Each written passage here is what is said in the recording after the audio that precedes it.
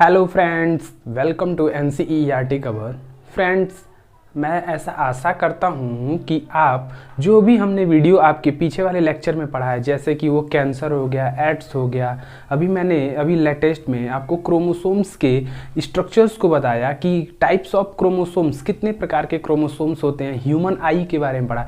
ये सारी चीज़ें बहुत ही इंपॉर्टेंट है नीट 2021 के लिए। तो आई होप कि ये वीडियो आप देख लिए हैं। नहीं देखे हो तो आप हमारे यूट्यूब चैनल एनसीईआरटी कवर पे सर्च करके आप देख सकते हैं। आज का जो हमारा टॉपिक है वो है टेस्टिस, ह्यूमन टेस्टिस। टेस्टिस को हम लोग समझेंगे डिटेल में, इसके स्ट्रक्चर्स को समझेंगे, इसके इंट्रोडक्शंस को समझेंगे, टेस्टिस का क्या फंक्शंस होता है हमारे बॉडी में, इसको समझेंगे हम लोग। आखिर टेस्टिस को हमारी पूरी बॉडी से, एब्डोमिनल कैविटी से क्यों बाहर रखा गया है, इसको हम लोग समझेंगे। कैस्ट्रेशंस क्या होती हैं? कैस्ट्रेशंस मतलब कि जब आप सुनते होंगे कोई भी सांड होते हैं जो उनके टेस्टिस को क्रश कर दिया जाता है, तो आखिर ये क्या प्रोसेस होती है उसे हम लोग समझेंगे। गैमेटोजीनेसिस जो कि सबसे इंपॉर्टेंट प्रोसेस है ह्यूमन रिप्रोडक्शंस का, उस टेस्टिस में ही आखिर होता है। तो आखिर ये प्रोसेस कैसे चलती है उसे हम लोग ह्यूमन रिप्रोडक्शन में समझेंगे, पाथ ऑफ स्पर्म्स को समझेंगे। तो इस आज का जो लेक्चर है बहुत ही इंपॉर्टेंट है। हाइड्रोसिल्स क्या होती है उसे हम लोग समझेंगे।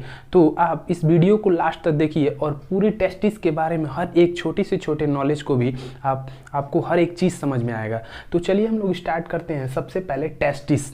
टेस्टिस को हम लोग समझेंगे सबसे पहले इसके इंट्रोडक्शन में। तो आखिर जो ये टेस्टिस होती है वो क्या स्ट्रक्चर कैसे होता है इसे हम लोग समझते हैं।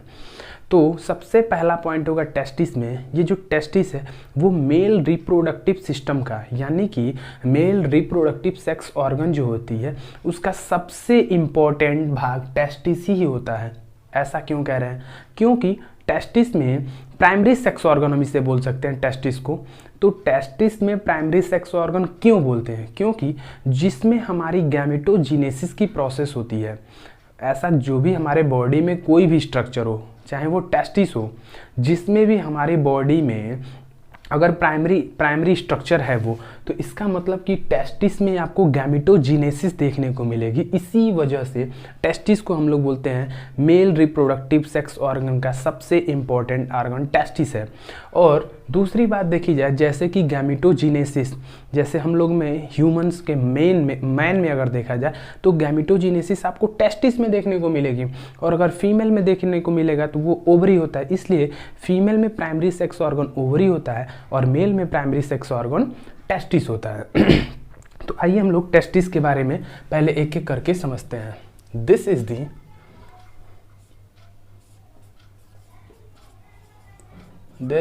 The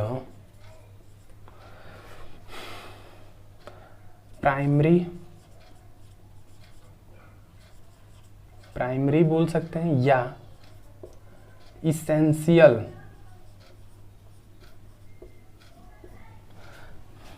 part. ठीक है, जो टेस्टिस होती है वो प्राइमरी या इसेंशियल पार्ट होती है। इसे हम लोग क्यों प्राइमरी या क्यों इसेंशियल पार्ट बोल रहे हैं? Due to the गैमेटोजीनेसिस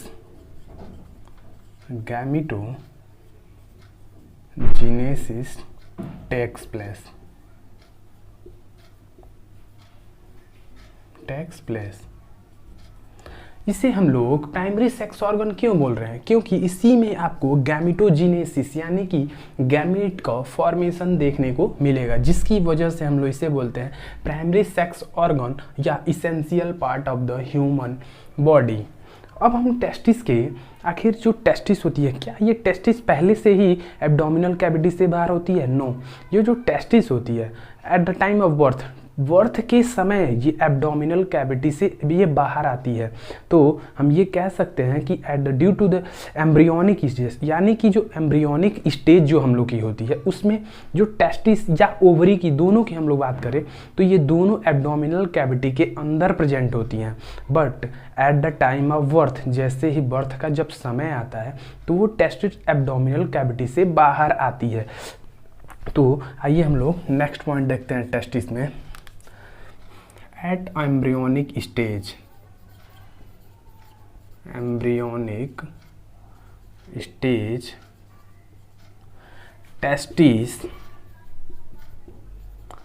is present in abdominal cavity.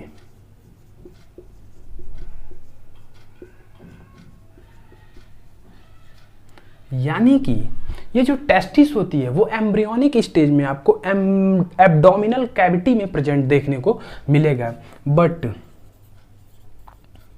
At the time of birth, at the time of birth, but at the time of birth ये जो टेस्टिस होती है वो एब्डोमिनल कैविटी से आउटसाइड आती है, यानी कि बाहर निकलती है, outside the abdominal cavity.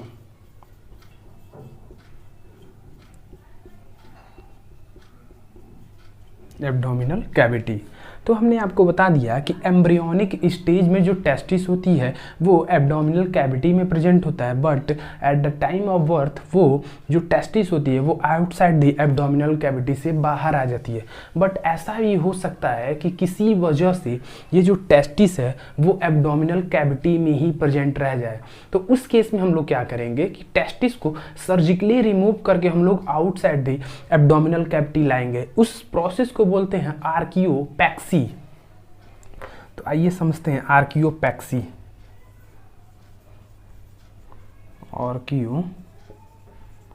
आर्कियोपैक्सी any reason if testis does not outside the abdominal cavity,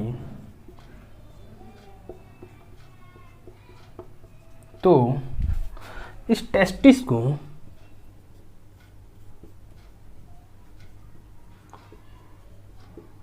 surgically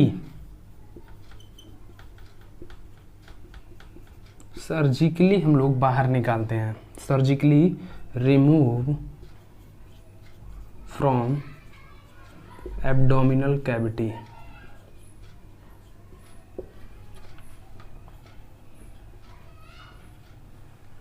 तो हमने आपको बताया कि अगर किसी भी वजह से अगर हमारी टेस्टिस एब्डोमिनल कैविटी में ही प्रेजेंट रह जाए अब टाइम ऑफ बर्थ के बाद से भी, तो उस केस में क्या किया जाता है, टेस्टिस को सर्जिकली रिमूव करके एब्डोमिनल कैविटी से बाहर लाया जाता है। उस प्रोसेस को हम लोग बोलते हैं आर्कियोपैक्सी। अब हम लोग टेस्टिस की लोकेशन को समझते हैं कि आखिर टेस्टिस प्रेजेंट कहाँ रहती है। तो टेस्टिस जो होती है वो आउटसाइड द एब्डोमिनल कैविटी आपको एक सैक देखने को मिलेगा, एक स्ट्रक्चर देखने को मिलेगा जिसे हम लोग बोलते हैं स्क्रोटम। तो टेस्टिस जो होती है वो हमारी स्क्रोटम में प्रेजेंट होती है, जो कि बहुत ही डेंस कवरिंग इसकी ऊपर से लेयर देखने को मिलेगी। आप फिगर में भी देख सकते हैं, स्क्रीन के इमेज पे भी देख के समझ सकते हैं कि जो टेस्टिस होती है वो उसके चारों तरफ एक डेंस कवरिंग आपको देखने को मिलेगी। वो आउटसाइड दी बॉडी होती है और हमारी बॉडी का टेम्परेचर होता है उस इंटरनल बॉडी टेम्परेचर यानी कि 37 डिग्री टेम्परेचर जो होती है हमारी बॉडी का, उसके कंपेयर में जो टेस्टिस का टेम्परेचर होता है वो लगभग 2 से 2.5 गुना आपका टेम्परेचर कम देखने को मिलेगा। ऐसा क्यों होता है? तो ऐसा इसलिए होता है कि जो टेस्टिस होती है उसमें हमारा स्पर्म्स का फॉर्मेशन होता है। तो स्पर्म्स के फॉर्मेशन के लिए नॉर्मल बॉडी टेम्परेचर से हमारी जो इस स्क्रोटम का या टेस्टिस का टेम्परेचर होता है वो 2 से 2.5 गुना कम होता है, जिसकी वजह से आसानी से स्पर्मेटोजेनेसिस जो टर्म है वो है स्पर्म का फॉर्मेशन। यानी कि स्पर्मेटोजेनेसिस वर्ड जब भी यूज होगा इसका मतलब ही होता है स्पर्म का फॉर्मेशन। तो बॉडी का टेम्परेचर और हमारे स्क्रोटम का टेम्परेचर में 2 से 2.5 गुना का डिफरेंस होता है ड्यू टू द स्पर्मेटोजेनेसिस। तो आइए उसे हम लोग समझते हैं। सबसे पहला पॉइंट होगा testis is present outside the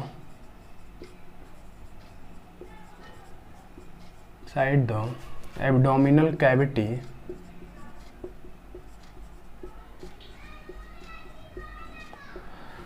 abdominal cavity के जस्ट बाहर होगा एक सैक लाइक स्ट्रक्चर,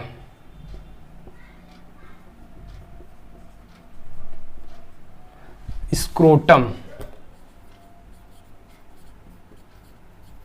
इसी स्क्रोटम में ही हमारी टेस्टिस प्रेजेंट होती है। तो हम लोग बोल सकते हैं कि जो स्क्रोटम होती है इसकी जो लेयर होती है डेंस कवरिंग होती है, डेंस कवरिंग।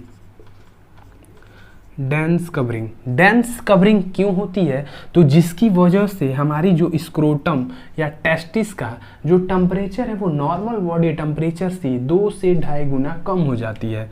तो द टेम्परेचर ऑफ टेस्टिस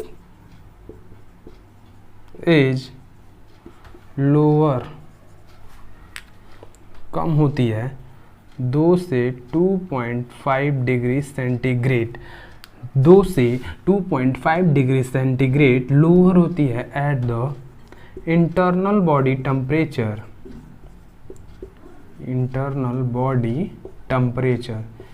यानी कि टेस्टिस का जो टेम्परेचर होता है वो इंटरनल बॉडी टेम्परेचर से 2 से 2.5 गुना कम होता है due to the formation of spermatogenesis,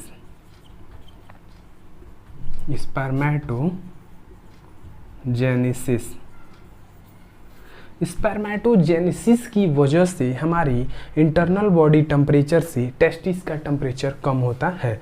spermatogenesis का मतलब क्या होता है उसे समझ लीजिए। Formation of sperm. स्पर्मेटोजेनेसिस को हम लोग नेक्स्ट लेक्चर में पढ़ेंगे कि जब गैमेटोजेनेसिस पढ़ेंगे उसमें हम लोग पढ़ेंगे स्पर्मेटोजेनेसिस, और इसके पाथ को भी पढ़ेंगे हम लोग कि कैसे कैसे स्पर्म्स हमारे बॉडी से आउटसाइड होती है। तो स्पर्मेटोजेनेसिस को हमने आपको बता दिया। नेक्स्ट जो पॉइंट है टेस्टिस का, उसे हम लोग कह सकते हैं कि जो टेस्टिस होती है वो प्राइमरी सेक्स ऑर्गन होते हुए भी वो एंडोक्राइन ग्लैंड्स का भी काम करती है। क्या मतलब होता है? यानी कि जो टेस्टिस होती है वो हमारी बॉडी का प्राइमरी सेक्स ऑर्गन है, यानी कि उसी में ही आपका स्पर्म्स का या स्पर्मेटोजेनेसिस की प्रोसेस होती है। उसी के साथ साथ जो हमारी टेस्टिस होती है वो एक और फंक्शंस को रोल करती है, वो है एंडोक्राइन ग्लैंड्स, यानी कि हार्मोन्स को भी निकालती है। तो हम बोल सकते हैं नेक्स्ट जो पॉइंट है, testis act as dual function.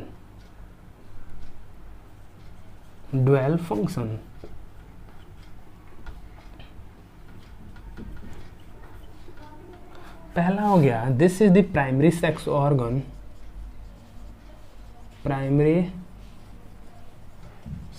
Organ, and दूसरा हो गया एंडोक्राइन ग्लैंड्स। एंडोक्राइन ग्लैंड्स, ये जो टेस्टिस होती है वो प्राइमरी सेक्स ऑर्गन और एंडोक्राइन ग्लैंड्स की तरह भी काम करती है। एंडोक्राइन प्राइमरी सेक्स ऑर्गन का आप तो समझ गए क्योंकि स्पर्मेटोजेनेसिस होती है, और एंडोक्राइन ग्लैंड्स इसमें की यानी कि सिक्रीट हार्मोन।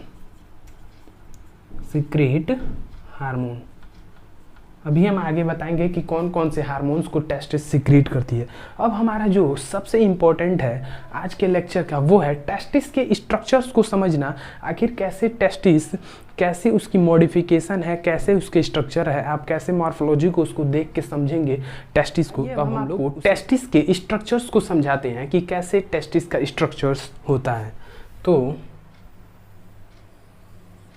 टेस्टिस का जो स्ट्रक्चर्स होता है आपको पहले हमने आपको शुरू में ही बताया, डेंस कवरिंग आपको देखने को मिलेगी, यानी कि जो लेयर होंगे ये आपको 2-2, 3-3 लेयर में आपको देखने को मिलेंगे। तो ऐसे जो आउटर मेम्ब्रेन होती है टेस्टिस की, ये आपको डेंस कवरिंग देखने को मिलेगी। Dense covering due to the spermatogenesis की प्रोसेस इसमें होनी है, इसी की वजह से होती है। ये हम आपको ओवल टाइप का जो टेस्टिस का स्ट्रक्चर होता है वो गोल नहीं, ओवल टाइप यानी कि अंडे का आकार का होता है। नीचे जो इसकी स्ट्रक्चर होती है वो ऐसे दोनों टेस्टिस में आपको देखने को मिलेगा ऐसे नीचे एक स्ट्रक्चर से वो लगी रहती है, जिसकी वजह से टेस्टिस हमारी फिक्स होती है, वो इधर उधर मूव नहीं करती है। तो इसे इस स्ट्रक्चर की वजह से, जिसकी वजह से फिक्स होती है, उसे हम लोग बोलते हैं, इस स्ट्रक्चर को गोवर्नाकुलम, गोवर्नाकुलम,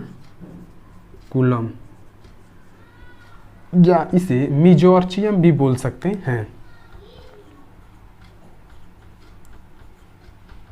मेजोर्चियम, ये हमारी हो गई टेस्टिस,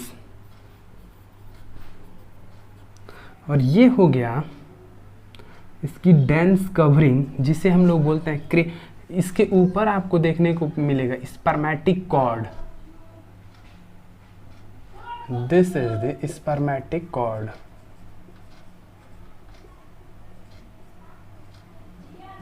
स्पर्मेटिक कॉर्ड, ठीक है। और ये जो हम लोग बता रहे हैं कि डेंस कवरिंग आपको ऐसे स्ट्रक्चर देखने को मिलेगा, ये जो कवरिंग होती है उसे हम लोग बोलते हैं डॉटस मसल।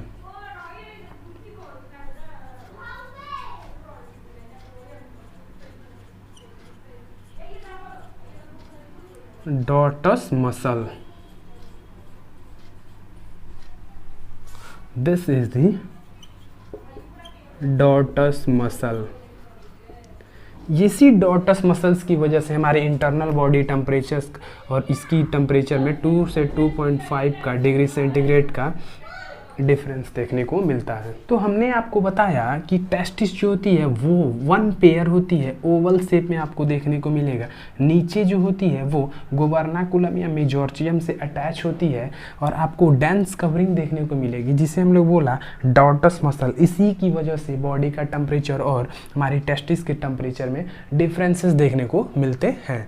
अब हम इसके स्ट्रक्चर को, एक एक टेस्टिस को, स्ट्रक्चर को ऐसे समझते हैं, ठीक है। ये हो गया ओवल का स्ट्रक्चर, यानी जो टेस्टिस होती है वो ओवल स्ट्रक्चर्स में आपको देखने को मिलेगा, ठीक है। जब हम इसके वर्टिकल सेक्शंस को देखेंगे तो इसे हम लोग बोलते हैं मीडिएस्टेनम टेस्टिस। मीडिएस्टेनम टेस्टिस, ठीक है। ये दो स्ट्रक्चर्स आपको देखने को मिल रहे होगा, एक वर्टिकल सेक्शन और एक ऐसे आपको हॉरिजेंटल सेक्शन टेस्टिस में देखने को मिलेगा, ठीक है। ये इसका विड्थ हो गया, यानी कि चौड़ाई हो गई। ये होता है आपका 2 से 3 सेंटीमीटर, और ये हो गया लंबाई 4 से 5 सेंटीमीटर। यानी कि जो टेस्टिस की चौड़ाई होती है, विड्थ होती है, वो होती है 2 से 3 सेंटीमीटर, और जो लंबाई होती है वो होती है 4 से 5 सेंटीमीटर। जब हमने टेस्टिस को ऐसे डिवाइड किया तो इसके वर्टिकल पोर्शन को बोला मीडिएस्टेनम टेस्टिस, इसके हॉरिजेंटल पोर्शन को हम बोलते हैं सेप्टुला टेस्टिस।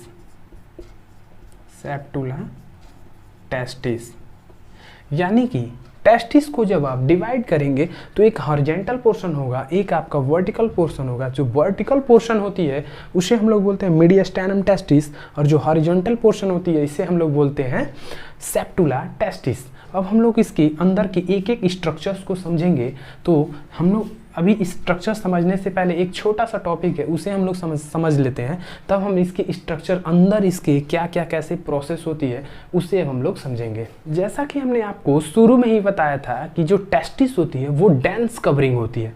तो पहला पॉइंट होगा testis is covered by dense membrane. Dense membrane, ये जो टेस्टिस होती है वो डेंस कवरिंग होती है, यानी कि 3 लेयर्ड आपको देखने को मिलेगी। 3 लेयर। पहला लेयर का नाम हो गया आपको ट्यूनिका, ट्यूनिका वेजिनैलिस, वेजिनैलिस। दूसरा लेयर हो गया आपका ट्यूनिका एल्ब्यूजेनिया, ट्यूनिका एल्बुजेनिया। हम बता रहे हैं टेस्टिस जो होती है वो डेंस कवर होती है, तो उस पर 3 लेयर आपको देखने को मिली। पहली लेयर जो होती है सबसे आउटर लेयर होती है जो वो होती है ट्यूनिका वेजिनैलिस, दूसरा हो गया ट्यूनिका एल्बुजेनिया और तीसरा आपका हो गया ट्यूनिका वैस्कुलोवा। ट्यूनिका वैस्कुलोवा यानी कि 3 लेयर हमने आपको बता दिया। अब ये ट्यूनिका वेजिनैलिस से ही रिलेटेड है हाइड्रोसिल्स। तो हाइड्रोसिल्स आप नाम सुने होंगे कि इनको हाइड्रोसिल्स हो गया है, तो ये क्या होती है बीमारी, अब उसे हम लोग समझते हैं। ट्यूनिका वेजिनैलिस से ही रिलेटेड है। ट्यूनिका वेजिनैलिस को जब आप स्ट्रक्चर देखेंगे तो इसमें 2 लेयर आपको देखने को मिलेगी, एक विसरल लेयर होगी और एक पैराइटल लेयर होगी, यानी कि एक अंदर की और एक बाहर की। इन दोनों, मान लीजिए कि ये पहला लेयर हो गया, ये दूसरा लेयर हो गया, एक विसरल लेयर और एक पैराइटल लेयर, तो इन दोनों के बीच में आपको कैविटी दिख रही है, ये कैविटी, इसे हम लोग बोलते हैं पेरिटोनियल कैविटी। इसी पेरिटोनियल कैविटी में due to the any infection कभी कभी पानी भर जाता है, यानी कि जो पेरिटोनियल कैविटी होती है उसके अंदर आपको पानी भर जाता है due to the any infection, तो उसे हम लोग बोलते हैं, जिससे कि हमारी जो टेस्टिस होती है उसका साइज बढ़ जाता है। तो जैसे कि आप अपनी स्क्रीन के इमेज पे भी देख के उसको समझ सकते हैं कि कैसे टेस्टिस का साइज बढ़ जाता है, तो उसे हम लोग सर्जिकली रिमूव करते हैं, उसके पानी को बाहर निकालते हैं, उसी पूरी प्रोसेस को बोलते हैं हाइड्रोसिल। तो आइए हम लोग समझते हैं। ट्यूनिका जो वेजिनैलिस होती है ये 2 लेयर की बनी होती है, एक होती है विसरल लेयर और दूसरा होती है पैराइटल लेयर। इन दोनों लेयर के बीच में आपको, जब ये दोनों लेयर बनेंगी तो इन दोनों लेयर के बीच में आपको कैविटी दिखने को मिली, जिसे हम लोग बोलते हैं पेरिटोनियल कैविटी। इसी पेरिटोनियल कैविटी में due to the any infection peritoneal fluid भर जाता है, पेरिटोनियल फ्लूइड भर जाता है ड्यू टू एनी इन्फेक्शन,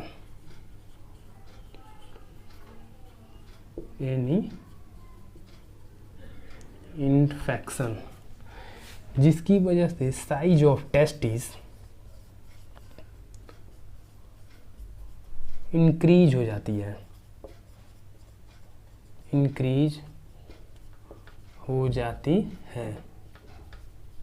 जिसे हम लोग बोलते हैं हाइड्रोसिल।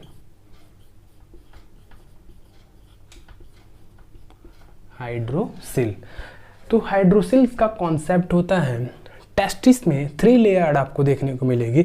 जो सबसे आउटर लेयर होती है उसे हम लोग बोलते हैं ट्यूनिका वेजिनैलिस, इसमें 2 लेयर आपको देखने को मिलेगी, विसरल लेयर, एक पैराइटल लेयर। इन दोनों के बीच की कैविटी को बोलते हैं पेरिटोनियल कैविटी। पेरिटोनियल कैविटी में due to the any infection fluid भर जाता है या पानी भर जाता है, जिसकी वजह से जो टेस्टिस का साइज होता है वो थोड़ा नॉर्मल साइज से बढ़ जाता है, जो कि आप स्क्रीन के इमेज पे भी देख के समझ सकते हैं। तो उसे हम लोग बोलते हैं हाइड्रोसिल। तो आई होप आपको हाइड्रोसिल्स का जो कॉन्सेप्ट है वो समझ में आ गया होगा। तो आइए अब हम लोग जो टेस्टिस हमने आपको समझाया था, इसके स्ट्रक्चर्स को, इसके अंदर के डिटेल को देखते हैं। तो जो ये टेस्टिस होती है, हमने आपको बता दिया सेप्टियुलर टेस्टिस, मीडियन, स्टेनम टेस्टिस। तो टेस्टिस में मतलब कि प्रत्येक टेस्टिस, हम एक टेस्टिस को लेके समझा रहे हैं, प्रत्येक टेस्टिस में आपको ऐसे ये जो हमने हॉरिजेंटल पोर्शन बनाया है इस तरह से लगभग 250 कंपार्टमेंट्स देखने को मिलेगी। यानी कि पहला पॉइंट हो गया आपका ईच टेस्टिस हैव 200 से 250 आपको टेस्टिकुलर लॉब्यूल्स देखने को मिलेंगे। टेस्टिकुलर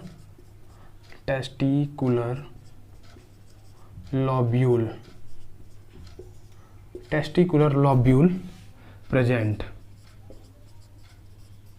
यानी कि प्रत्येक टेस्टिस में ऐसे आपको हॉरिजेंटल पोर्शन में लगभग 250 टेस्टिकुलर लॉब्यूल्स यानी कि कंपार्टमेंट देखने को मिलेगी, जिसे हम लोग बोलते हैं टेस्टिकुलर लॉब्यूल्स। इस टेस्टिकुलर लॉब्यूल्स में, जैसे कि हम एक स्ट्रक्चर को आपको समझा रहे हैं, लगभग प्रत्येक टेस्टिकुलर लॉब्यूल में 1 से 3 नंबर तक, मतलब या तो एक भी हो सकता है, वो मैक्सिमम 3 हो सकते हैं, सेमनीफेरस टिब्यूल्स पाई जाती हैं।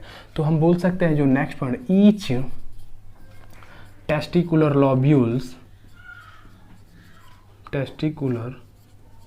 lobule present 1/3 seminiferous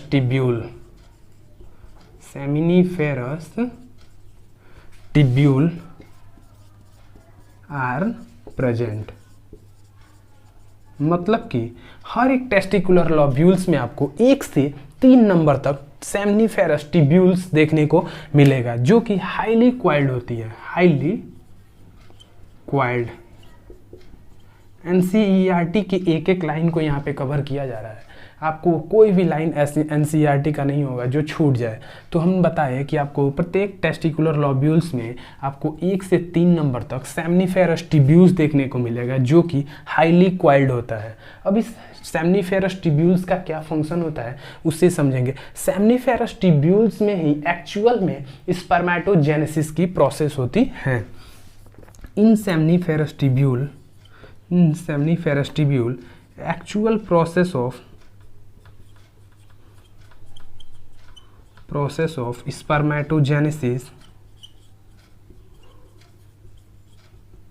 यानी कि स्पर्म्स का फॉर्मेशन टेक प्लेस होता है। ठीक है, अब सेमनीफेरस टिब्यूल्स के आउटसाइड में देखेंगे आपको एक स्पेस देखने को मिलेगा, जिसे हम लोग बोलते हैं interstitial space. Outside the seminiferous tubule और space is present, जिसे बोलते हैं interstitial space.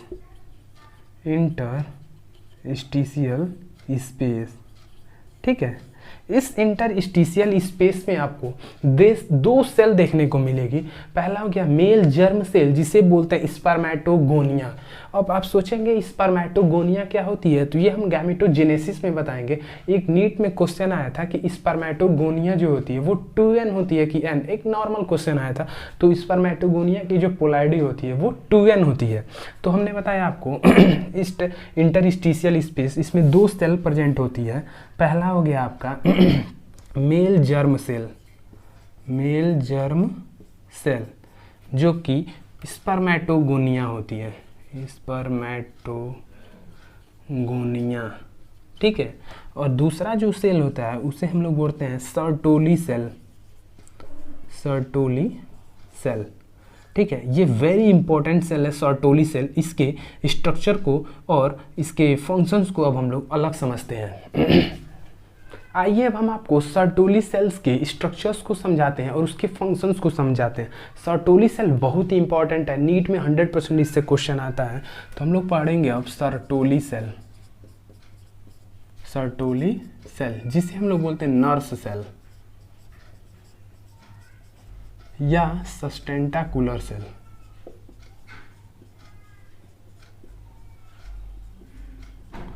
सस्टेंटाकुलर cell, nurse cell, Sertoli cell या सस्टेंटाकुलर सेल। इसके स्ट्रक्चर्स को आप स्क्रीन के इमेज पे देख के समझ सकते हैं।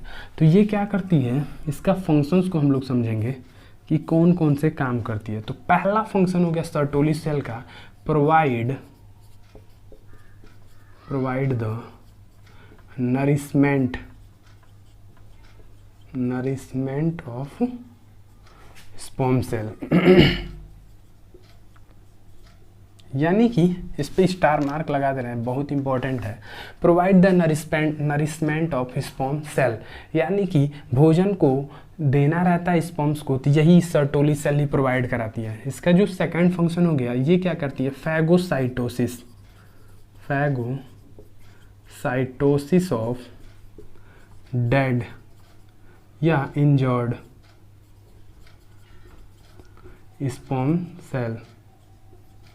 ठीक है, जो भी डेड या इंजर्ड स्पर्म सेल्स होती है इसको फैगोसाइट यानी कि खा लेती है ये टेस्टिकुलर हार्मोन्स, सर्टोली सेल या नर सेल या सस्टेंटाकुलर सेल। जो इसका लास्ट फंक्शन होता है ये होता है हार्मोन्स को रिलीज करना। Hormone secrete. जो सर्टोली सेल होती है वो 3 तरह के इंपॉर्टेंट हार्मोन सिक्रेट करती है। पहला हो गया आपका हार्मोन में पहला हो गया आपका anti Mullerian hormone, anti Mullerian hormone, ठीक है। दूसरा हो गया ABP, androgen binding protein, binding protein. और जो सबसे इंपॉर्टेंट हार्मोन हो गया वो हो गया इनविन,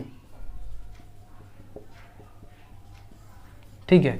तो हमने आपको यहाँ पे सर्टोली सेल्स के फंक्शंस को और कौन कौन से हार्मोन्स रिलीज करती है उसके बारे में बताया। तो सबसे पहला हमने देखा कि provide the nourishment of sperm cell, यानी कि स्पर्म सेल्स को ये नरिशमेंट यानी कि भोज्य पदार्थ प्रोवाइड कराती है। फैगोसाइटोसिस ऑफ द डेड या इंजर्ड स्पर्म सेल्स, यानी कि जो भी डेड या इंजर्ड स्पर्म सेल होती हैं उसे खाने में यूज करती हैं। और हार्मोन्स का सिक्रीशंस करती हैं जो कि बहुत ही इंपॉर्टेंट हार्मोन्स रिलीज करती हैं।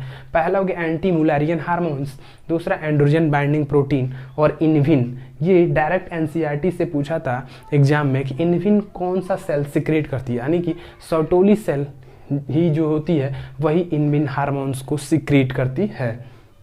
अब टेस्टिस का जो नेक्स्ट फंक्शन है वो है जो इंटरस्टिशियल स्पेस होती है उसमें आपको लैडिक्स सेल या इंटरस्टिशियल सेल देखने को मिलती है जो कि हार्मोन्स का सिंथेसिस एंड सिक्रीशंस का काम करती हैं।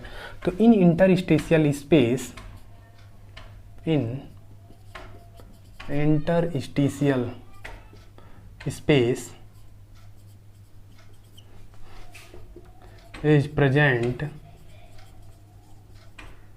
a cell जिसे बोला इंटरस्टिशियल सेल, इंटरस्टिशियल सेल या Leydig cell, Leydig cell. Interstitial cell या लैडिक सेल्स ये करती क्या है, to synthesis and secretion of hormone androgens, androgens. ये जो एंड्रोजेंस होती है वो कोई हार्मोन नहीं होती, ये ग्रुप ऑफ हार्मोन्स होती है। इसमें बहुत सारे आपको हार्मोन देखने को मिलेंगे। दिस इज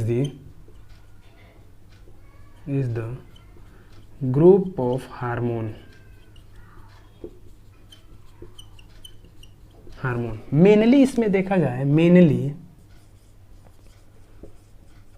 तो टेस्टोस्टेरोन, नाम सुने होंगे टेस्टोस्टेरोन। यही जो टेस्टोस्टेरोन है ये हमारी सबसे इंपॉर्टेंट हार्मोन है टेस्टिस का, जो कि ग्रुप ऑफ हार्मोन्स एंड्रोजेंस का पार्ट होता है। तो अब हम लोग टेस्टोस्टेरोन्स के फंक्शंस को समझते हैं। दो टेस्टोस्टेरोन का जो सबसे इंपॉर्टेंट या पहला फंक्शन हो गया वो है the development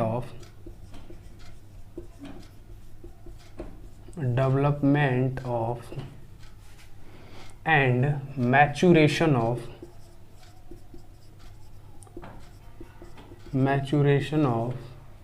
secondary sex organ.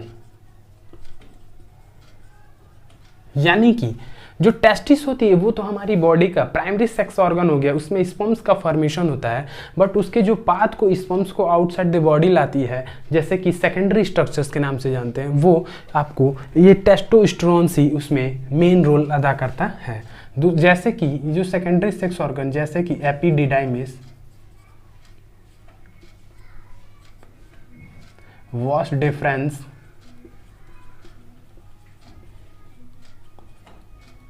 वासाइफरेंसिया,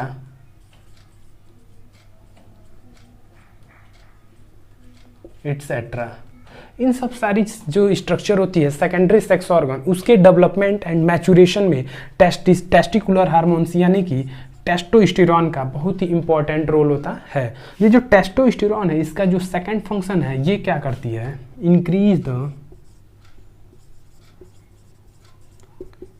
muscular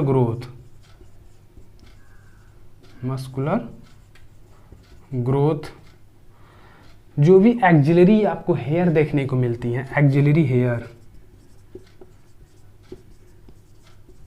hair aggressiveness and low pitch, ये इसी की वजह से होती है। तो जो टेस्टिकुलर हार्मोन टेस्टोस्टेरोन होता है उसका फंक्शन होता है मस्कुलर ग्रोथ, मस्कुलर ग्रोथ कराना। ऑक्सिलरी हेयर, जो भी हमारी बॉडी पे हेयर्स प्रेजेंट होती है उसके ग्रोथ में पार्टिसिपेट करना। एग्रेसिवनेस, यानी कि जो मैन होता है वो एक थोड़ा ज़्यादा फीमेल के कंपेयर में थोड़ा ज़्यादा एग्रेसिव होता है due to the testosterone. Low pitch, low pitch का जो मतलब होता है वो होता है जो मैन का जो आवाज़ होता है थोड़ा आपको भारी भरकम देखने को मिलेगा, जिसकी वजह से लो पिच हम लोग बोलते हैं। और हाई पिच फीमेल में होती है, जिसकी उनकी जो आवाज़ होती है वो थोड़ी पतली होती है। तो इस प्रकार से हमने आपको टेस्टोस्टेरोन के फंक्शंस को बताया है।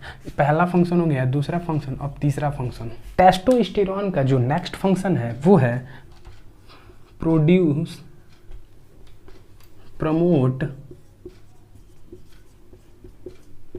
The spermatogenesis.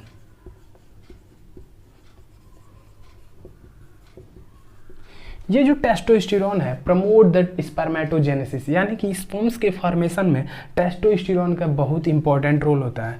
एंड लास्ट जो फंक्शन है वो है anabolic synthesis, anabolic synthesis of protein and carbohydrate,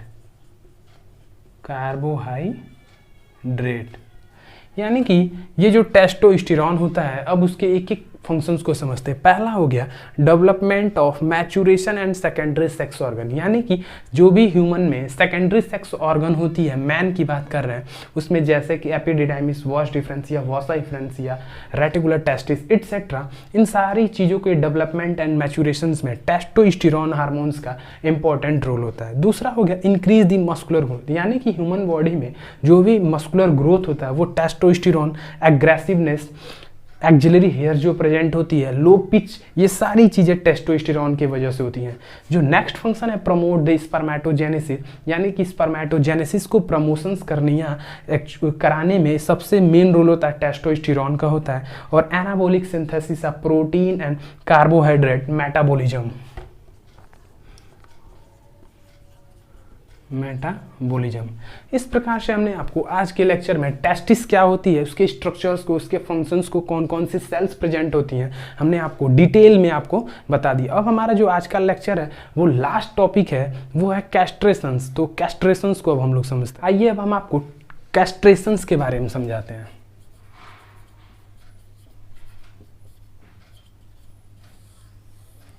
castration,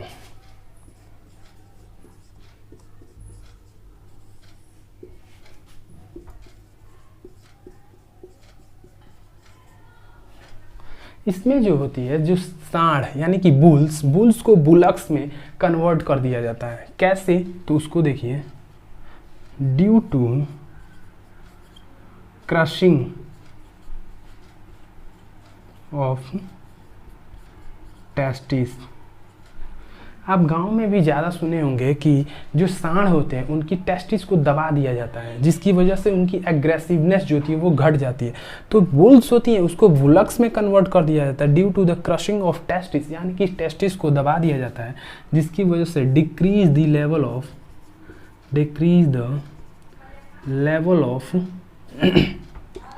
testosterone,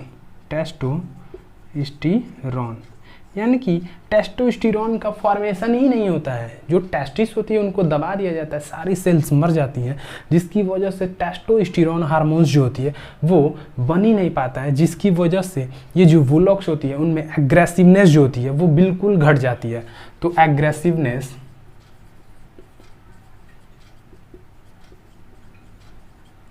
totally decreased, ठीक है। तो हमने आपको कैस्ट्रेशंस के बारे में समझा दिया। ये एक छोटा सा टॉपिक था वो जो कि एग्जाम में बहुत बार पूछता है। तो कैस्ट्रेशंस को एक बार और समझ लीजिए।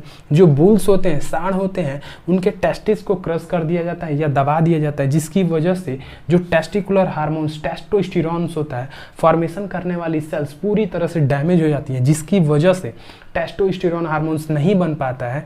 तो टेस्टोस्टेरोन का फंक्शन ही यह होता है जो कि एग्रेसिवनेस लाता है, वो पूरी तरह से खत्म हो जाती है और एग्रेसिवनेस ऑफ टोटली डिक्रीज होता है बुलक्स में। इस पूरी प्रोसेस को बोलते हैं कैस्ट्रेशंस। तो आई होप आपको ये वीडियो पसंद आई हो, तो इस वीडियो को ज़्यादा से ज़्यादा लाइक कीजिए, शेयर कीजिए, और अगर आप हमारे चैनल पर नए हो तो प्लीज़ NCERT कवर को सब्सक्राइब कीजिए।